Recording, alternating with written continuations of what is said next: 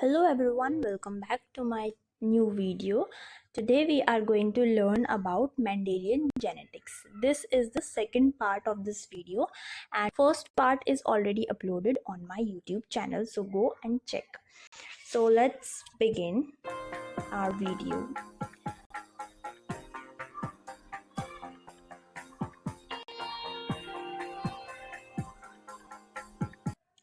सबसे पहले हम रिवाइज कर लेते हैं हमने मेंडेलियन जेनेटिक्स के अंदर क्या क्या पढ़ा था एक क्विक रेफरेंस में। बेसिक प्रिंसिपल की हम बात करें, traits are controlled by dominant and recessive allele. Dominant allele और रेसेसिव एलील क्या होता है वो मैं आपको वीडियो में बता चुकी हूँ। देन होमोजाइगस हेटेरोजाइगस एलील्स क्या होते हैं, जीन्स कैन बी आइडेंटिकल और different versions. Punnett squares help forecast of spring characteristics. ठीक है, ये सब चीज़ें हम लास्ट वीडियो में कंप्लीट कर चुके हैं। Incomplete dominance, blending traits in action, ये आज हम इस वीडियो में कंप्लीट करने वाले हैं। इनकम्प्लीट डोमिनेंस क्या होती है, हमने लास्ट वीडियो में पढ़ा था डोमिनेंस दैट मीन्स एक हमारे पास जीन है, let's see it's a capital T and a small T. Okay, one is capital T and one is small t. So capital T is a dominant and the small t is a recessive. अगर ये दोनों gene एक साथ किसी plant में आ रहे हैं तो ये दोनों जीन डोमिनेंस जो है, कैपिटल टी अपनी डोमिनेंसी वहाँ पे शो करेगा और प्लांट की हाइट को टॉल बनाएगा। अगर ये दोनों अलग अलग हैं तो डोमिनेंस दिखाई देगी। अगर स्मॉल टी एक साथ हैं तो वहाँ पे रेसेसिवनेस दिखाई देगी, यानी कि प्लांट की हाइट जो है वो शॉर्ट होगी। इस तरीके से हमने लॉ ऑफ डोमिनेंस पढ़ा था। अब इनकम्प्लीट डोमिनेंस से क्या समझते हैं हम, इनकम्प्लीट डोमिनेंस के अंदर होता है कि जहाँ पे कैपिटल टी और स्मॉल टी यानी कि दोनों के दोनों जी डोमिनेंट भी और रिसेसिव भी अपने आप को शो करें। दैट मीन्स अगर हम एग्जाम्पल ले समझने के लिए, टॉल, हाइट और शॉर्ट के लिए, अगर ये दोनों ही अपने ट्रेड्स को शो करेंगे तो प्लांट की जो हाइट हमारे पास पहले टॉल बन रही थी, एक टॉल बन रही थी और एक शॉर्ट बन रही थी, वो उसके मिड की हाइट बनेगी, ना टॉल बनेगी और ना शॉर्ट बनेगी अगर ये दोनों अपने आप को एक्सप्रेस करेंगे। ठीक है, देखिए डेफिनेशन हम देख लेते हैं। Neither allele is fully dominant, trait blend in heterozygotes. ठीक है, ट्रेट जो है वो ब्लेंड करेंगे आपस में। Example, red and white flowers produce pink offspring. ठीक है, ये एक एग्जाम्पल है। रेड एंड वाइट फ्लावर अगर कहीं पे आ रहा है किसी प्लांट के अंदर, वहाँ पे रेड फ्लावर वाइट फ्लावर दोनों ब्लेंड हो जाएंगे अगर हम इनकम्प्लीट डोमिनेंस की बात करें, और वहाँ पे pink flower as a offspring वहाँ पे प्रोड्यूस होगा। ठीक है, विजुअल इफेक्ट क्या है, result is an intermediate phenotype distinct from parents. जैसे मैंने अभी बताया कि अगर हम कैपिटल टी और स्मॉल टी का एग्जांपल लें तो एक इंटरमीडिएट फिनोटाइप जो है वो हमें दिखाई देगी इसके अंदर। Codominance when both alleles have a voice. ठीक है, dominance, codominance, both alleles express equally in the phenotype. देखिए, कोडोमिनेंस और इनकम्प्लीट डोमिनेंस जो है थोड़ा सा सेम टर्म हो गई है, चीज़ें वही हैं बट समझने का तरीका थोड़ा सा डिफरेंट है। इनकम्प्लीट डोमिनेंस का मतलब है कि जो डोमिनेंसी जो कैपिटल टी जहाँ पे शो कर रहा है अपनी डोमिनेंसी, वो कम्प्लीटली नहीं कर पा रहा है, जिस वजह से दोनों कैरेक्टर्स शो हो रहे हैं। ठीक है, जिस वजह से दोनों कैरेक्टर्स शो हो रहे हैं। और इसी तरीके से कैरेक्टर्स वहाँ पे फिनोटाइप वहाँ भी सेम रहेगी और यहाँ भी सेम रहेगी। डिफरेंस इतना है कि वहाँ पे जो डोमिनेंस एलील है वो अपनी डोमिनेंसी प्रॉपरली शो नहीं कर पा रहा है। Definition is both alleles express equally in the phenotype. Okay, both alleles express equally in the phenotype. Example, black and white spotted cows show both colors directly. देखिए difference आ गया, थोड़ा सा difference क्या आ गया कि दोनों के दोनों ही वहाँ पे इनकम्प्लीट डोमिनेंस में क्या हो रहा था कि वो कम्प्लीटली अपना कलर शो नहीं कर रहा था। जैसे रेड और वाइट फ्लावर के बारे में हमने बात की, रेड फ्लावर और वाइट फ्लावर मिक्स होके पिंक फ्लावर बना रहे थे। यहाँ पे एग्जाम्पल दिया गया है, मतलब इस एग्जाम्पल से हम क्लियर कर सकते हैं कि इनकम्प्लीट डोमिनेंस और को डोमिनेंस में क्या डिफरेंस है। यहाँ पे एग्जांपल दिया है black and white spotted cow shows both colours directly, ठीक है, कि ब्लैक स्पॉट और वाइट स्पॉट दोनों हैं, या फिर मोस्टली हमने देखा कि वाइट कलर की काउ होती है, ब्लैक स्पॉट्स उसके अंदर होते हैं, तो वो दोनों कलर ही शो हो रहे हैं एक साथ, ऐसा नहीं है कि वो ब्लेंड हो रहे हैं, ठीक है, अगर वो ब्लेंड हो रहे हैं तो वो इनकम्प्लीट डोमिनेंस है।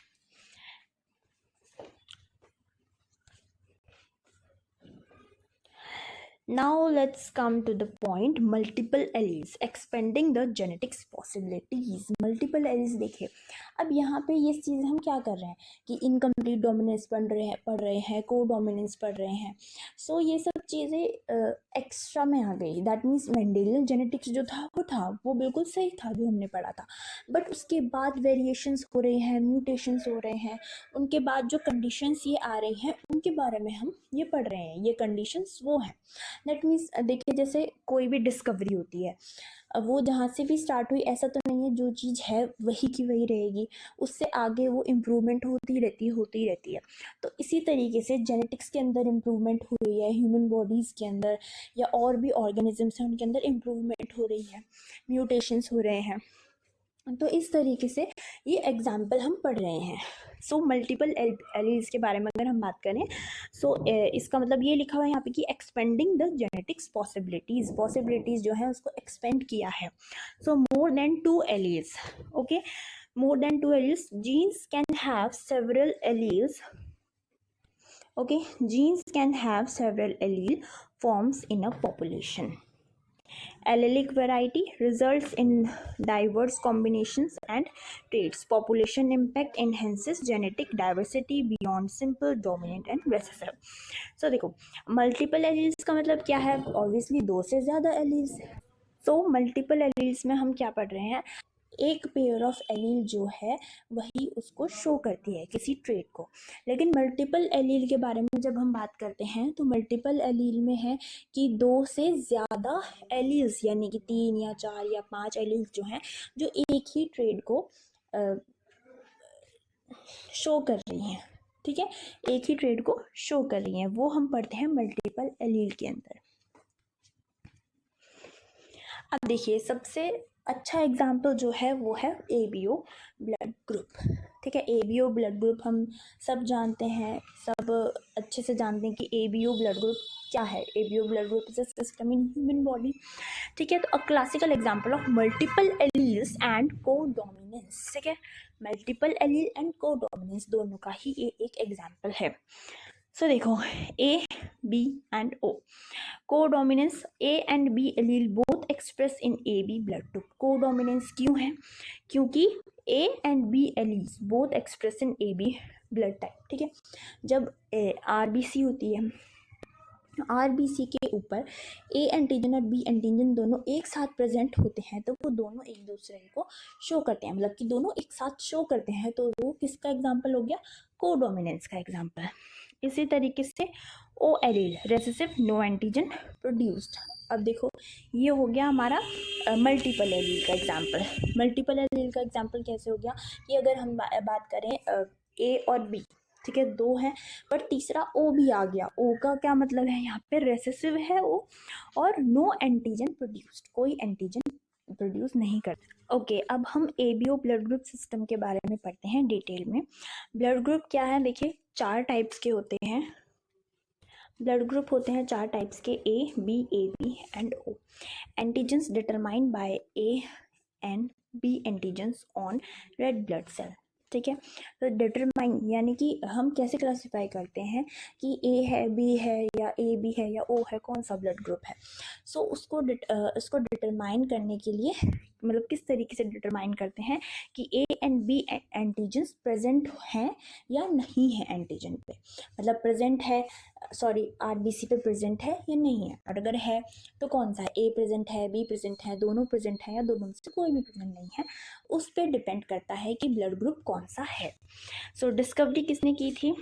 Karl Landsteiner identify ABO groups in 1901, ठीक है, 1901 में डिस्कवरी हुई थी ABO ब्लड ग्रुप सिस्टम की। Next one is ABO antigens and antibodies, ठीक है। मैंने बता दिया कि डिटरमाइन कैसे होता है कि RBC आरबीसी के सरफेस पे कौन सा एंटीजन प्रेजेंट है उसके बेसिस पे ये डिफाइन करते हैं कि ये कौन सा ब्लड ग्रुप है। अब एंटीजन है तो एंटीबॉडीज भी प्रेजेंट होती हैं। सो देखिए, जब हम बात करते हैं टाइप ए में ए एंटीजन और एंटी बॉडी जो होती है वो बी की होती है, बी की एंटीबॉडी प्रेजेंट होती है। टाइप बी में बी एंटीजन बी के होते हैं और एंटीबॉडी ए की होती है। टाइप ए बी में both A and B antigens होते हैं, कोई एंटीबॉडी नहीं प्रेजेंट होती है। और टाइप ओ में कोई एंटीजन नहीं होता है और ए और बी की एंटीबॉडीज प्रेजेंट होती हैं। इस पूरे सिस्टम से जो चीज़ हमने ये पढ़ी है, यहाँ से हम ये चीज़ सोच सकते हैं कि किस तरीके से ये सिस्टम बना है कि कौन डोनर हो सकता है, कौन सा ब्लड ग्रुप कौन से ब्लड ग्रुप को डोनेट कर सकता है और कौन सा रिसीव कर सकता है। ठीक है, सो इस तरीके से देखिए, अगर हम बात करें ए बी को दे सकता है या नहीं, तो देखिए ए एंटीजन प्रेजेंट है, यहाँ पे बी एंटीजन प्रेजेंट है। अगर ए बी को देगा तो यहाँ पे ए की एंटीबॉडीज प्रेजेंट होगी और एंटीबॉडी और ए के एंटीजन जाएंगे तो ऑब्वियसली रिएक्शन होगा और ब्लड क्लॉटिंग होगी।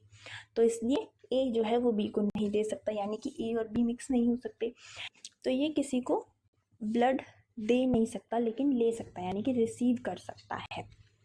ठीक है, ये रिसीव कर सकता है, डोनेट नहीं कर सकता। ओ और ए बी जो होता है वो यूनिवर्सल डोनर होता है।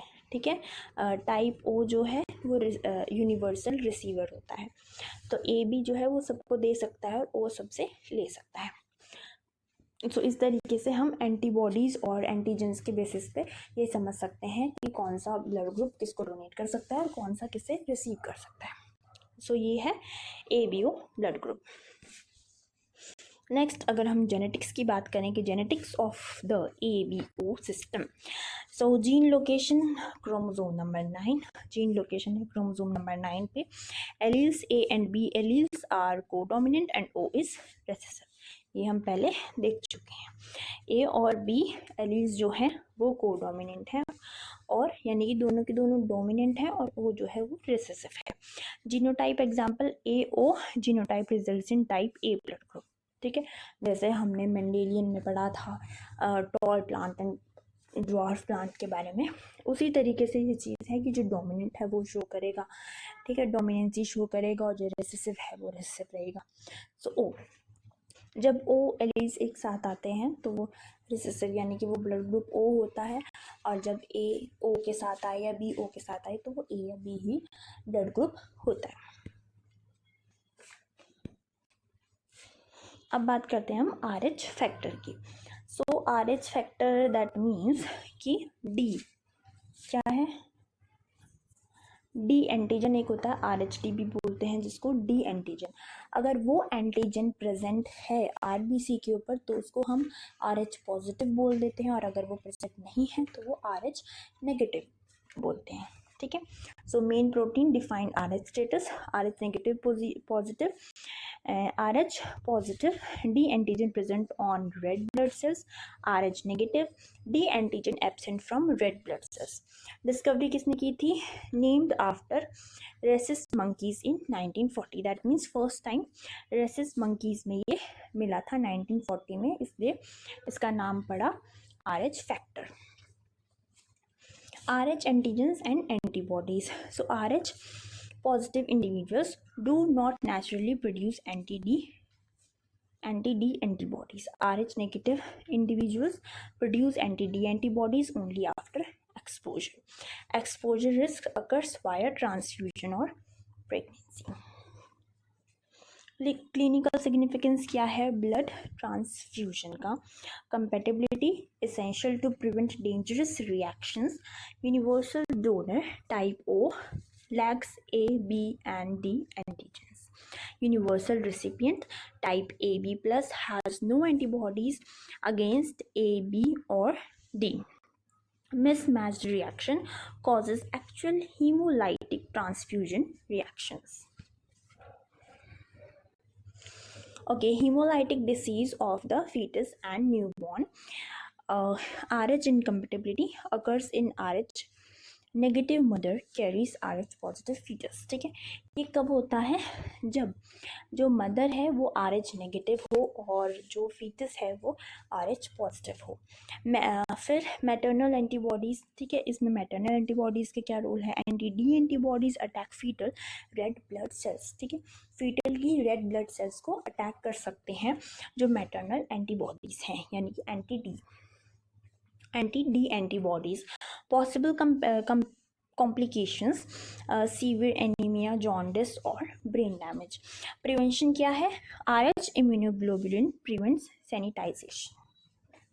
So this is the whole ABO blood group and RH factor हमने क्लियर कर लिया। अब हम नेक्स्ट वीडियो में क्या करेंगे कि एक रिसेंटली आपने भी न्यूज़ सुनी होगी कि रिसेंटली एक न्यू ब्लड सिस्टम आया है, that is mall blood group. ठीक है, MAL ब्लड ग्रुप। तो उसके बारे में हम पढ़ेंगे कि क्या डिस्कवरी है, कैसे पता चला, और रिसर्चर्स के अकॉर्डिंग एक मिस्ट्री बनी हुई थी 50 ईयर्स से, तो वो सब कुछ क्लियर हो चुका है, कैसे हुआ, क्या नया ब्लड ग्रुप है, कैसे है, किसको होता है, वो सारी डिटेल्स हम पढ़ेंगे नेक्स्ट वीडियो में। सो अगर आपको ये वीडियो अच्छी लगी हो तो please like, share and subscribe, और नेक्स्ट वीडियो देखने के लिए तो ज़रूर ही सब्सक्राइब कर लीजिए। Thank you so much.